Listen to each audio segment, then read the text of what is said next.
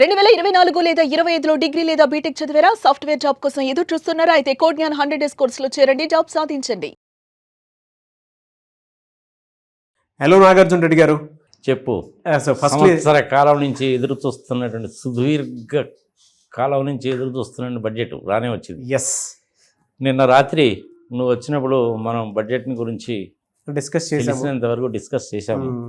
3 ప్రధానమైనటువంటి ఫిగర్స్ ఉంటాయి. ఈ రంగానికి ఇంత, ఈ రంగానికి ఇంత ఎలకేట్ చేస్తారు. ఒకటో రెండో కొత్త స్కీములు పెడతారు. తమిళనాడు, అస్సాము, వెస్ట్ బెంగాల్లో ఎలక్షన్లు వస్తున్నాయి కాబట్టి వాళ్ళకు కొంచెము ఒక 10 రూపాయలు ఇస్తారు. టూరిజం ఇండస్ట్రీకి కావాలని చెప్పి నేను కోరుకుంటున్నాను. మరి చేస్తుందో లేదో తెలియదు. సంగతి సమాచారం చెప్పుకున్నాం కదా మనం. దీనికి ఇంత, దీనికి ఇంత అని అండ్ చెప్పుకున్నాం. దాంతోపాటు టూరిజం డెవలప్ చేస్తే చాలా మంది యువతకి ఉపాధి కూడా దొరుకుతుంది. బట్ అక్కడ డెవలప్ అయ్యేటువంటి అవకాశం చేస్తే బాగుంటుందని చెప్పి సజెషన్ చేశారు కూడా. అవును, 1 కోటి మంది అందులో మెడికల్ టూరిజం ఒకటి, జనరల్ టూరిజం ఒకటి, అన్ని medical tourism, eco tourism, forest tourism, temple tourism. Yes, temple tourism అంటే ఏంటంటే ఉదయ్పూర్, జోధ్పూర్ లాంటి ప్లేసెస్, కొనార్క్లో ఉండేటువంటి సూర్య దేవాలయం, అవును, తమిళనాడు, కర్ణాటకలో ఉండేటువంటి చాలా దేవాలయాలు, మధుర మీనాక్షి, కంచి కామాక్షి, చిదంబరము, రామేశ్వరం టెంపుల్, బృహదేశ్వర ఆలయం యునెస్కో వాళ్ళు రికగ్నైజ్ చేసింది. అవన్నీ చిన్న చిన్న టౌన్స్ అనమాట. అది టూరిజంకి మంచి పొటెన్షియల్. మనం ఏం చెప్పుకున్నాం చివరిలో, బాంబే నుంచి, ఢిల్లీ నుంచి ఎవరైనా కనుక పోతుంటే వాళ్ళకి ఒక చిన్న గిఫ్ట్ లాంటిది కనుక ఇస్తే అది తరతరాలకు కూడా పాలే ఇదైపోతుంది. వాడి పాస్పోర్ట్ నెంబరు, వాడి పేరు, వాడి కంట్రీ పేరు రాస్తే చాలు, ఒక చిన్న గిఫ్ట్ కింద ఉంటుంది అని కూడా చెప్పుకున్నాం కదా. చెప్పారు. అది టూరిజం దాని గురించి కూడా అని చెప్పింది కదా. అవును, అరకు వ్యాలీ దాని గురించి కూడా వచ్చింది. ఎస్, తర్వాత మనకి అదే ఒక పెద్ద ఫ్రెష్ వాటర్ లేక్ ఉంది కదా మనకి. ఆ పులికాట్ లేక్ని అఫ్కోర్స్ చాలా వరకు ఆక్యుపై చేసి చేపలు, రొయ్యలు పెంచడం మొదలుపెట్టారనుకో. సైబీరియా నుంచి వస్తాయి బోట్స్. అవును, 6,000-7,000 కిలోమీటర్ల దూరం నుంచి ట్రావెల్ చేసి అవి వచ్చి పిల్లల్ని పెట్టి మళ్ళీ వెళ్ళిపోతాయి. అదొక పెద్ద వింత అనమాట. గ్రేట్ మైగ్రేషన్స్ అంటారు వాటిని. ఆఫ్రికాలో కూడా జరుగుతుంది గ్రేట్ మైగ్రేషన్ అని. కొన్ని లక్షలు అనమాట వెళ్ళిపోతాయి, మళ్ళీ వస్తాయి. అలాంటి దాని గురించి కూడా మనం చెప్పారు. సరే, దాని గురించి ఆమె కూడా ప్రస్తావించింది. ఈ విధంగా ఉండొచ్చు అని కూడా చెప్పడం జరిగింది మీరు. ఎక్స్పెండిచర్ ఈ విధంగా ఉంది, అండ్ దాంతోపాటు రెవెన్యూ కూడా ఈ విధంగా ఉంది, అండ్ మార్జిన్ కూడా ఓవరాల్గా ఇదిగో ఇలా ఉంటుందని చెప్పేసి చెప్పారు. 53 పాయింట్ సంథింగ్ అనే ఫిగర్ కూడా మీరు చెప్పడం జరిగింది. సో దానికి తగ్గట్టే ఇన్ని లక్షల కోట్లు అనేది నిర్మలా సీతారామన్ గారు చెప్పినటువంటి, అంటే మీరు ఏ విధంగా అయితే అంటే ఆ ప్రెడిక్షన్ చెప్పడం జరిగిందో ముందు రోజు రాత్రి మీరు నేను చేసినటువంటి వీడియో ఎవరైనా సరే చూడొచ్చు అది. సో దానికి ఇంచుమించుగా అదే వచ్చింది సార్. అంటే అంత ఇదిగా ఏ విధంగా చెప్పగలిగారు? అంటే ఇప్పుడు బడ్జెట్ చూసినప్పుడు మీకు ఏమనిపించింది ఓవరాల్గా? అందులో ప్లస్లు మైనస్లు అంటే ఏం చెప్తారు? బడ్జెట్ అనేటువంటిది భారత రాజ్యాంగం ప్రకారము ఆర్టికల్ 112 ప్రకారము ప్రవేశపెట్టాలి కాబట్టి ప్రవేశపెట్టారు. ఆ బడ్జెట్కి ఉండేటువంటి ఫండమెంటల్ క్యారెక్టరిస్టిక్స్ ఏవైతే ఉన్నాయో వాటిల్ని కూడాను మీట్ కాలేదు. ఫండమెంటల్గా బడ్జెట్లో ఏముండాలి? ఆదాయం ఎంత, ఖర్చు ఎంత, అప్పు ఎంత. ఆదాయం ఎక్కడి నుంచి వస్తుంది, ఏ ఏ మార్గాల్లో వస్తుంది, ఖర్చు దేని ఖర్చు పెడుతున్నాం. మినిమం థింగ్స్ కదా అవి. ఆ మినిమం థింగ్స్ కూడా ఎక్కడ అనౌన్స్ చేయలేదు బడ్జెట్లో. ఇన్కమ్ ట్యాక్స్లో ఇంట్రెస్ట్ని గురించి, కొత్త ఇన్కమ్ ట్యాక్స్ యాక్ట్, అంటే దాన్ని యాక్ట్ అంటారు, లేదు కోడ్ అంటున్నారు, దాని గురించి ఇది తగ్గించాము, అది పెంచాము, అలా చేశాము, ఇలా చేశామని చెప్పిందే కానీ ఒక సామాన్య మానవుడికి కావాల్సినటువంటి ఫిగర్స్ ఏవీ లేవు. ఇప్పుడు ఒక రైతు చూస్తున్నాడు అనుకో, ఈ బడ్జెట్ మూలకంగా నాకు ఏంటన్నా ఉపయోగం ఉందా అని ఒక రైతు ఆలోచిస్తాడు. అగ్రికల్చర్కి ఎంతగా అలాట్ చేశారన్నది లేదు, అందులో లేదు. అండ్ ఇక్కడ విచిత్రం ఏంటంటే ఫిగర్స్ ఎక్కడా కూడా దీనికింత అనేటువంటి దానికి అలొకేషన్ అనేది పర్టికులర్గా చెప్పినట్టు ఎక్కడా కనిపించలేదు మనకి. లేదు, చెప్పలేదు. ఎందుకు అంటారు? అసలు ఇష్టం లేదు వాళ్ళకి చెప్పడం, అంతే. ఎందుకంటే పార్లమెంట్లో డిబేట్ మొదలవుద్ది. వ్యవసాయ రంగానికి 1,00,000 కోట్లు అలాట్ చేస్తున్నాము ఈ బడ్జెట్లో అంటే క్వశ్చన్లు వస్తాయి. విచిత్రం ఏంటో తెలిసిన, నేను కూడా బడ్జెట్ చూశాను. నేను ఆమె ఏదన్నా ఒక టాపిక్ ఎత్తంగానే కస్టమ్స్ డ్యూటీ అని ఎత్తంగానే కస్టమ్స్ డ్యూటీ అనగానే దడ కొడితే ఉపయోగం ఏముంది, ఏం చెప్తుందో వినాలిగా. అదేవిధంగా టెక్స్టైల్ ఇండస్ట్రీస్ని అనగానే ఏంది టెక్స్టైల్ ఇండస్ట్రీ, ఎక్స్పోర్ట్సా ఇంపోర్ట్సా, రేట్లు తగ్గుతాయా పెరుగుతాయా, నువ్వేం చేస్తున్నావు చెప్పాలిగా. చెప్పకముందే దడ దడ దడ దడ ఉపయోగం ఏముంది? అది ఎట్టా అనిపించిందంటే నాకు, అది ఆలు లేదు చూలు లేదు, కొడుకు పేరు సోమలింగం తెలుగులో సామెత ఉంటుంది, అట్టుందనమాట. మీకు అనిపించిన ప్లస్లు ఏంటి, మైనస్లు ఏంటి సార్ వీటిలో? నాకైతే ప్లస్లు అంటూ ఏమీ అనిపించలేదబ్బా. ఓకే, ఒక సామాన్య మానవుడికి ఉపయోగపడేటువంటిది, టచ్ అయ్యేటువంటిది ఏదీ లేదు. ఓకే, పెట్రోల్ రేట్లు, డీజిల్ రేట్లు మళ్ళీ పెరుగుతాయి. కానీ తమిళనాడులో, కేరళలో ఎలక్షన్ అనేటువంటిది ఇంకొక 20 రోజుల్లో వస్తాయి అనంగా పెట్రోల్ రేట్లు, డీజిల్ రేట్లు తగ్గిస్తాయి. పైగా ఏముంది దాని మోహం? అవును. ప్రతి సంవత్సరం కూడాను పెట్రోలు, డీజిలు, ఆల్కహాలు, మద్యము, బీరు, బ్రాందీ, సిగరెట్లు, పాన్ మసాలాల మీద రేట్లు పెరుగుతూనే ఉంటాయి. బడ్జెట్కి ఉండాల్సినటువంటి ఫండమెంటల్ క్యారెక్టరిస్టిక్స్ అనేటువంటిది కూడాను ఆమె ప్రవేశపెట్టిన బడ్జెట్లో లేదు. ఫండమెంటల్ క్యారెక్టరిస్టిక్స్ మీ ఓవరాల్ వ్యూ ఏంటి సార్ దీని మీద? అదే చెప్తున్నాను కదా, ఫండమెంటల్ క్యారెక్టరిస్టిక్స్ అనేటువంటి ఏ లేవాడా. మీరు బయటికి పోయేటప్పుడు పుస్తకాలు ఉన్నాయి, పుస్తకాలు తీసుకొని పోండి, పోతూ పోతూ మీ సెల్ ఫోన్లు కూడా తీసుకొని పోండి అని చెప్తున్నాను. ఎంపీలకు కూడాను సెల్ ఫోన్లు బయట పెట్టి మీరు పార్లమెంట్లోకి రండి అనేసి అంటే అంతకంటే అవమానకరమైన విషయం ఏమైనా ఉంటుందా నాగరాజు? అంటే అఫ్కోర్స్ అది కూడా మన వాళ్ళు చేసిన తప్పే. ఎందుకు ఆ విధంగా చేశారంటే అక్కడ బడ్జెట్ చదువుతూ ఉంటారు, పార్లమెంట్లో ఏదో బిల్లు ప్రవేశపెడతారు, డిస్కషన్ జరుగుతూ ఉంటుంది. వీళ్ళేమో అసలు ఆమె ఏ సంగతి చెప్పకుండానే ఇన్కమ్ ట్యాక్స్ అనగానే ఏంది ఇన్కమ్ ట్యాక్స్ నీ పాడే పచ్చి బదులు ఏమన్నా ఉందా? Central excise, customs duty. ఏంది కస్టమ్స్ డ్యూటీ? ఇవన్నీ తెలిసిన పదాలే. విద్యుత్ శక్తి, సాఫ్ట్వేర్, డేటా సెంటర్. ఏంది డేటా సెంటర్? సోది స్వామి, అంతకంటే ఏం లేదు. ఒక రకం ఒక మాటలాగానే చెప్పాలంటే సొల్లు ఎక్కువ, సోది ఎక్కువ, విషయం తక్కువ. I'm sorry to say this. ఇప్పటికే నాకు కనీసం ఒక 20 మంది ఫోన్ చేసి అడిగారు మీ ఒపీనియన్ ఏంది, మీ ఒపీనియన్ ఏందని. అయ్యా నీకు పాజిటివ్గా చెప్పాలా, నెగిటివ్గా చెప్పాలా అని చెప్పని అడిగాను నేను. మీ ఇష్టం వచ్చినట్టు చెప్పండి సార్ అన్నారు. నా ఇష్టం కాదు, నీ ఇష్టం ఏంటో చెప్పు. నేనేం చెప్తే నువ్వు సంతోషిస్తావే, నేనేం చెప్తే నువ్వు సంతోషిస్తావే, చెప్పవా బాబు అని చెప్పాల్సి వస్తుంది. ఏమీ లేదు ఆ బడ్జెట్లో. మనం చెప్పుకున్నావా సామాన్య మానవుడికి ఇన్కమ్ ట్యాక్స్కి సంబంధించిన ఎగ్జామ్షన్స్లు ఏమీ ఉండవని చెప్పుకున్నావా? అవును. అదే జరిగిందా? అదే జరిగింది. పెట్రోల్, డీజిల్ రేట్లు పెరుగుతాయని చెప్పామా? అదే జరిగిందా? కొత్తగా 1, 2 పథకాలు అని చెప్పుకున్నామా? అలాంటి పథకాలు కూడా ఏమీ అనౌన్స్ చేసినట్లేదు. టూరిజం ఇండస్ట్రీని గురించి మనం చెప్పుకున్నాము, దాని గురించి ఆమె టచ్ చేసింది. రైల్వేస్కి 2 లక్షల కోట్లు బడ్జెట్లో అని చెప్పాము. ఎక్స్క్లూజివ్ ఫ్లైట్ కారిడార్స్ అని కూడా చెప్పుకున్నాగా, చెప్పారు. ఆమె కూడా ప్రస్తావించిందండి. హైదరాబాద్ నుంచి చెన్నైకి, బెంగళూరుకి, పూణేకి అదే Vande Bharat trains, high speed trains, దాని గురించి చెప్పింది. బాబు టికెట్లు కొనుక్కొని ప్రయాణం చేయండి బాబు, టికెట్లు కొనకుండా ప్రయాణం చేయకండి, ప్యాసింజర్ ట్రాఫిక్ మీద నష్టం వస్తుంది, ఫ్లైట్ ట్రాఫిక్ మీద రైల్వేస్కి లాభాలు వస్తాయని చెప్పుకున్నాం కదా. ఇది మంచి కార్యక్రమం అని కూడా చెప్పుకున్నాగా.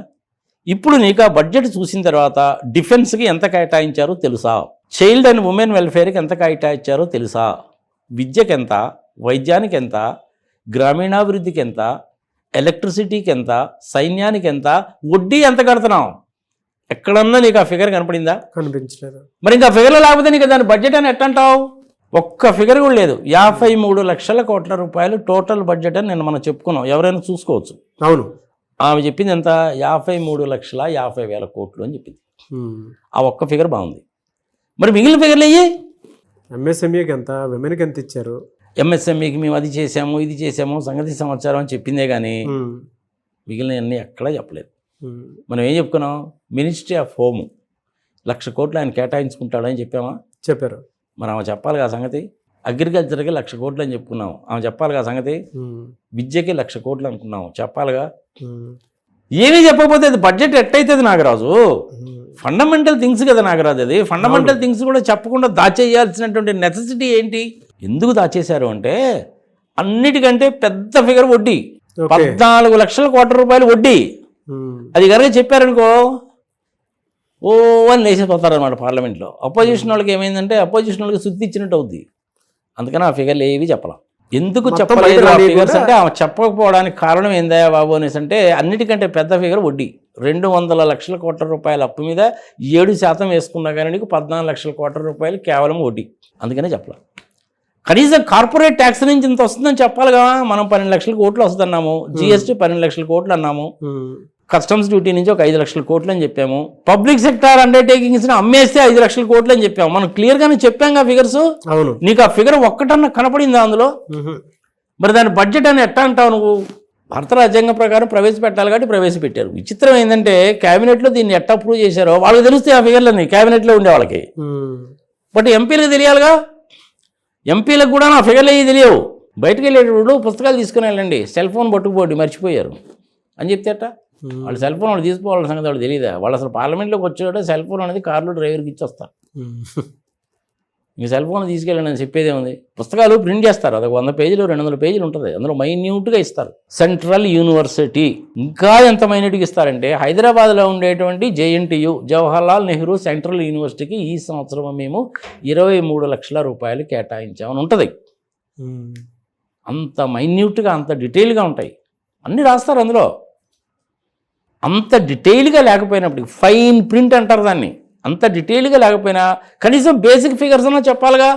కొన్ని అంటే ప్రాజెక్ట్స్కి ఎంతను, లేదంటే మీరు ఇందాక అన్నట్లు కొన్ని ఉంటాయి కదా సార్. ఇప్పుడు IT నుంచి ఇంతను, కొన్ని ప్రాజెక్ట్స్కి ఎంతను, గవర్నమెంట్ స్కీమ్స్కి ఎంతను, లేదంటే విమెన్కి ఎంతను, రైల్వే ప్రాజెక్ట్స్కి ఎంతను, వీటికి ఇంతకు సంబంధించినటువంటి కొన్ని బేసిక్ డేటా అన్నా సరే ఇస్తారు, కానీ ఆ క్యాలిక్యులేషన్స్కి సంబంధించింది మాత్రం ఎక్కడా రాలేదు. మరి ఇంకా దాని మూలంగా ఉపయోగం ఏముంది? నిన్న మనం ఏం చెప్పుకున్నాం, అంతకుముందు పివి నరసింహారావు గారు ఉన్నప్పుడు సాఫ్ట్వేర్ ఇండస్ట్రీలో ఉండేటువంటి పొటెన్షియాలిటీని రికగ్నైజ్ చేసి 20 సంవత్సరాల పాటు ట్యాక్స్ కన్సెషన్స్ ఇచ్చారు. అదేవిధంగా టూరిజం కనుక ఇస్తే 1 కోటి మందికి ఉద్యోగాలు వస్తాయని కూడా చెప్పారు. ఆమె టచ్ చేసింది దాని గురించి, కానీ దానికి ఎంత ఎలకేట్ చేశారనేటువంటిది ఆమె చెప్పలా. అవునా? అదానీలకి అంబానీలకి బెనిఫిట్ చేయడానికి అనుకూలంగా బడ్జెట్ ఉంటుంది అని మనం చెప్పారు. ఇవాళ ఏం చేసింది ఆ బడ్జెట్లో? క్లౌడ్ కంప్యూటింగ్, డేటా సెంటర్స్ ఉండేటువంటి వాళ్ళకి 20 సంవత్సరాల పాటు పన్ను రాయితీలు ఇచ్చేసింది.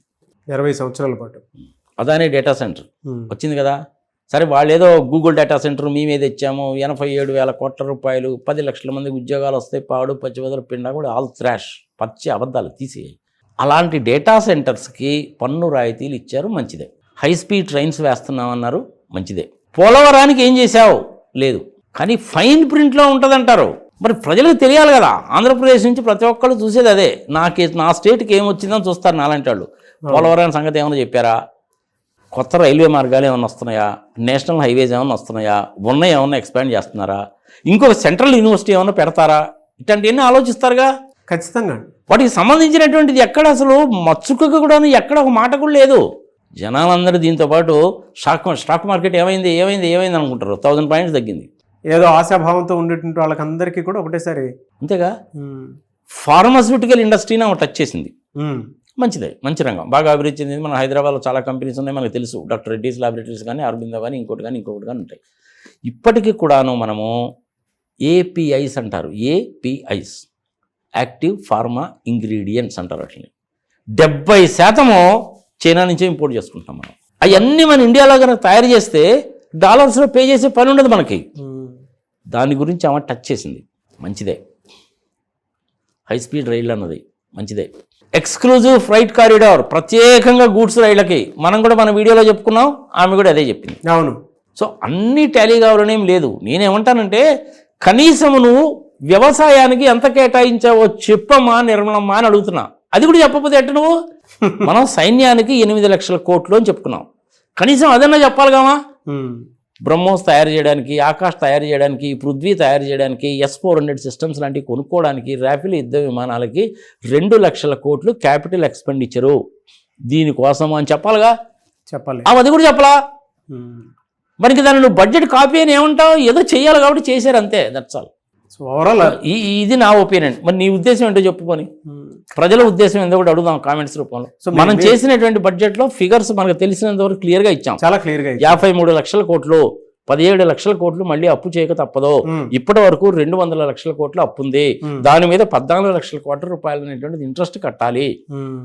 సైన్యానికి 8 లక్షల కోట్లు, ఇన్ఫ్రాస్ట్రక్చర్కి 5 లక్షల కోట్లు, సబ్సిడీస్కి 3 లక్షల కోట్లు, రైల్వేస్కి 2 లక్షల కోట్లు, గ్రామీణాభివృద్ధికి 2 లక్షల కోట్లు, ఇండస్ట్రీస్కి 2 లక్షల కోట్లు. ఆ అంబానీ అదానీల సంగతి కూడా చెప్పుకున్నాగా మనం. చెప్పారు. పబ్లిక్ సెక్టార్ని అమ్మడం మూలకంగా 5 లక్షల కోట్లు చెప్పుకున్నాగా. కనీసం ఆ ఫిగర్లు కూడా చెప్పరానా? కార్పొరేట్ని దూచిపెట్టడం కోసం ఇదంతా చేస్తారని చెప్పేసి కూడా చెప్పారు క్లియర్గా. అదానీలకి అంబానీలకి బెనిఫిట్ చేయడానికి కోసం చేస్తారా బాబు అని చెప్పామా? అవును. ఆమె దాన్ని కూడా చెప్పలా. డేటా సెంటర్స్కి 20 సంవత్సరాల పాటు పన్ను రాయితీలు నేను కూడా ఆహ్వానిస్తా, కాదని నేను అంటలా. కానీ ఆ డేటా సెంటర్లు ఎవరు పెట్టారు? నువ్వు నేను పెడితే ఇయ్యరు స్వామి. దానికి రూల్స్ రేపు ఫిక్స్ చేస్తారనమాట. కనీసము 1,00,000 స్క్వేర్ ఫీట్లో ఆ డేటా సెంటర్ ఉండాలి, 10,000 మందికి ఉద్యోగాలు ప్రొవైడ్ చేయాలి అని పెడతారు. నాలాంటోడు నీలాంటోడు ఒక చిన్న డేటా సెంటర్ పెట్టుకుంటే నీకు నాకు బెనిఫిట్ రాదు. దాని మూలంగా ఉపయోగం ఏముంది? అది అదానికి అంబానీకి అట్టంటి వాళ్ళకి ఉపయోగం, నీకు నాకేముంటుంది? పోనీ నీకు నాకు లేకపోయినా పర్వాలేదు, టీసీఎస్ లాంటి వాళ్ళకి మహేంద్ర సత్యం వాళ్ళకి వచ్చిందనుకో మంచిదే, దానికి బెనిఫిట్ ఇచ్చిందాం. ఇన్కమ్ ట్యాక్స్ని గురించి ఏ డేట్లో ఫైల్ చేసుకోవాలి, దానికి ఎగ్జామ్షన్ ఏంటి, ఈ ట్యాక్స్ తగ్గించాము అది పెంచాము, అప్పీల్స్లో ఈ విధంగా ఉండాలి, ఇంతకుముందు 20% కట్టాల్సి వచ్చేది ఇప్పుడు 10% కట్టమన్నది, అట్లాంటివి చెప్పింది. కానీ ఒక సామాన్య మానవుడికి ఎందుకు అవన్నీ వేస్ట్ కదా. సామాన్య మానవుడు ఏం ఆలోచిస్తాడు?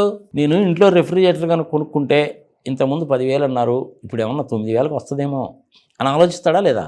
ఆలోచిస్తారండి డెఫినెట్గా. అదేమి లేదు అందులో. ఇంక దాని మూలంగా దాని బడ్జెట్ మూలంగా ఉపయోగం ఏంది? ఆ మాత్రానికి దానికి ఇంత హడావుడు ఎందుకు? ఏదో సామెత చెప్తారు సార్, మన తెలుగులో సామెత చెప్తారు సార్, ఊళ్ళో వాళ్ళ పెళ్లి కుక్కల హడావుడు అన్నట్టే ఉంటుంది అది. I'm sorry to use this word. నిన్ననే మనము డీటెయిల్గా చెప్పుకున్నాం.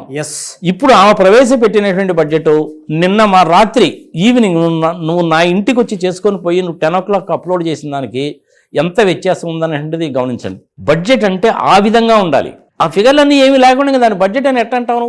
అంటే ఆ వీడియో కూడా నేను కింద డిస్క్రిప్షన్లో పెడతాను సార్. అంటే నేను మీరు చెప్పింది చాలా డీటెయిల్గా ఉంది, అది కూడా పెడతాను నేను ఒకసారి.